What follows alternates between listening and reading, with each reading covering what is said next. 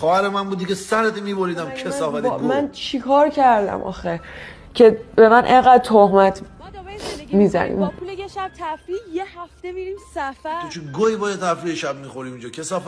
ما دبی زندگی میکنیم، تابستونا میریم سفر. خواهر مادر دبی رو من گاییدم. شما مگه پدر مادر ندارین؟ یه مرد تو خانواده شما نیست بیاد اون دبی گیستو بگیره بندازت بردت کنه بیاره تو ایران تو اتاق تو رو ببندن آشغال. 10 میلیونی نرفته ویدیو رو کامل ببینه.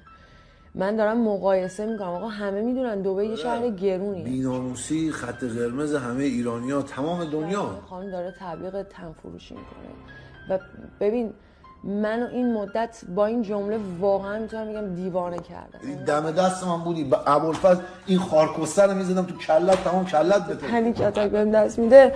از زندگی افتادم الان یک هفته از آواره. حال من دختر تو گرفتی آقا. من ناراحتم شدم بهت فوش دادم آخه. کسافتی گو. من خدا واقعا باید قضاوت بکنه بین من و ایشون که اینجوری در راجع به من صحبت. از تمام مردم عذرخواهی میکنم. کسشرترین حرفی بود که زدم. احساساتی شدم، جوگیر شدم، ناراحت شدم. داداش همچه حرفی زدم. پوزش میطلبم دستمزد تمام بانوان ایران. تمام.